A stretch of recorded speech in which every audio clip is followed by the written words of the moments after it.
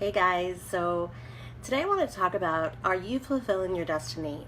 We all have a purpose and a destiny in our lives. And so, hold on, let me turn down my computer because I don't want to have a bunch of noise here. Okay, so we all have a destiny, and it could be, no matter what it is that you believe is your higher power, we all have a purpose in life. And the question is, what are you doing to fulfill your destiny? And so, I was listening to a sermon this weekend, and this has nothing to do with just religion, because you can believe whatever it is. It's basically a moral of the story, which I want to share with you. And so I was listening to this guy, and he was talking about how when he was young, his grandfather was the minister of a Pentecostal church, and his father was the worship leader, and then he was part of the choir, and they would portray every Sunday how their lives, and they would preach. But then he knew the second that he got home, life would change, and his father would be a complete drunk, and it was the worship leader that was a complete drunk. And so he didn't know how each night would end up. He didn't know whether or not he'd wind up in the hospital that night, if he was going to wind up with a broken rib or a broken arm. And his father always told him, he says, you're going to be nothing. You're going to wind up in prison. You're going to be nothing your entire life. And so as time went on, his father kept doing that. And it can become like a self-fulfilling prophecy when somebody actually tells you that over and over and over again.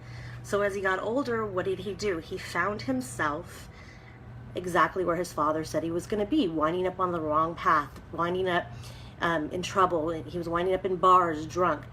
But the funny thing was, he was winding up in bars, not talking about to the girls, trying to get them, wherever, what you want to do in a bar, but he was talking about his beliefs, and he didn't really want to, but that's what he was doing. And so something was calling him for something greater, and he didn't know what it was. So finally one day it just hit him, and he went into his friend who was in a band, and he said, hey, you don't go to a church, don't you?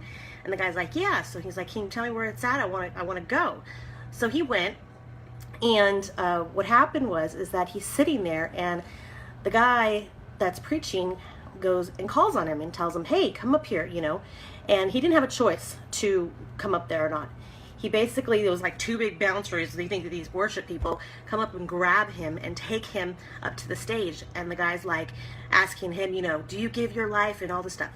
And he just didn't know what to say. He said he honestly was looking for a way to kick the guy in the balls and run out the door. And so at that moment, something in his life changed. And so he decided to devote his time to serving at a church. And he ended up being cleaner of the church. And one day, and then he moved up to, I think it was another type of leader.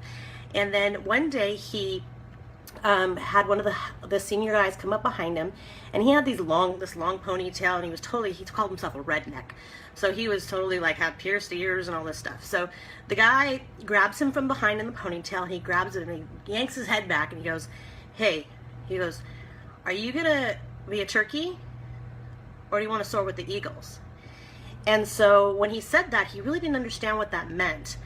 But what that meant was, if you want to be a turkey, you're going to walk around gobble gobble. And basically, you're going to be turkey dinner, right? But the reason that the eagle never gets eaten is because when the eagle gets attacked, he continues to soar higher and higher, so no one can ever reach him.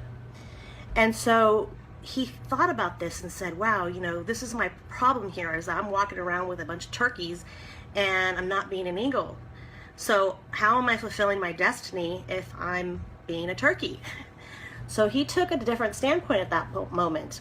And then as time went on, he went to develop his own church and do great things. And then something happened in his life. His wife had a baby, and beautiful baby girl, and everything was all dandy. Then about a year later, she got pregnant again. And what happened is that he was on a flight, and he gets a text stating that she went in premature labor. And so, this wasn't it. He got a text that she was in labor. They went to the last ultrasound. I'm sorry, I mixed up the story. So they went to the last ultrasound right before they were about to have the baby, and he remembers it clearly like it was yesterday. It was Friday, and they did the ultrasound, and all of a sudden this coldness comes over him, and he didn't know what it was about. And he just felt this eerie feeling, and he asked the doctor, he said, "What's wrong?" "There's something wrong." And the doctor goes, "Well, I'm sorry to tell you this, but your baby's not alive, not going to make it. Your baby's dead." And at this moment, he felt like he was serving his purpose in life, and something just happened. And it's like, why? There was no reasoning. He didn't get it. And so he had to live over the weekend with knowing that his baby had passed away. And I'm not trying to be morbid or anything. There's a point to the story. And so then he realized, oh, it's okay. I'm only here temporarily on this earth. So I'm going to go ahead and live an eternity with her. So I'm going to keep serving my purpose here. I'm going to keep doing what I'm destined to do. And I'm going to make her proud and be up there with her down the road. So as time went on, his wife got pregnant again. And it was going to be another little girl.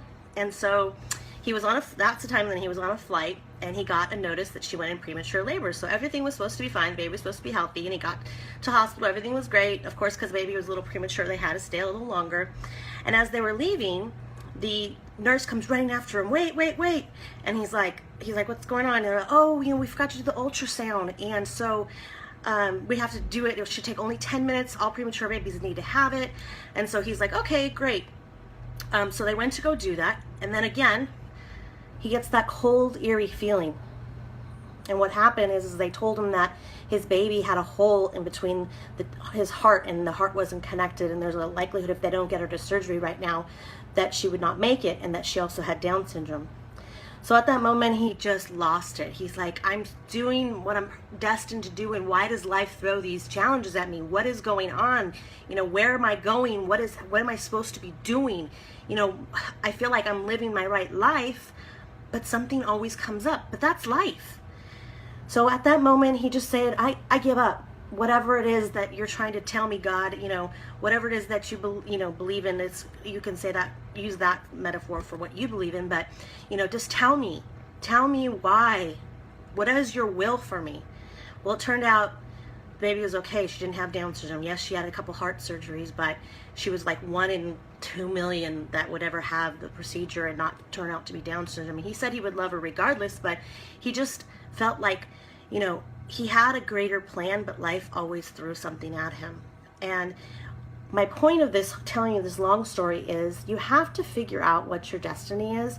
And no matter what life throws at you, don't ever give into it, because we all are going to hit challenges, but we have to figure out what it is and start serving it. And if you want to keep living a mediocre life and walk like a turkey, then you're never going to have the purpose-driven life, that life that you created, that you designed, that you are making your family proud of, that you're making your kids proud of. And so it's really important to take a look at where you're at in your life and figure out what it is that you want, and make and design the life that you want to live. And it's all possible. We all have the calling, we all have something to offer this world, and we all have something to offer other people. And if we are not giving that out to the world, what's the purpose? We need to leave a legacy. We need to be better than just surviving and just living day by day, just going to work and just like I said, what do you feel your destiny is? What kind of life do you want to create? Do you want to be financially free? Do you want to be able to take your kids on the dream vacation? Do you want to be able to travel around the world? Do you want that house? I don't know. What is it that you want that will make you feel like you're living purpose and you're living the destiny that you're designed to live? And so I hope you guys found value in that, and please feel free to share and comment and share with me what your thoughts are. I'd love to hear it, and it was great popping on, and I hope you guys have a wonderful evening. We'll talk soon. Bye.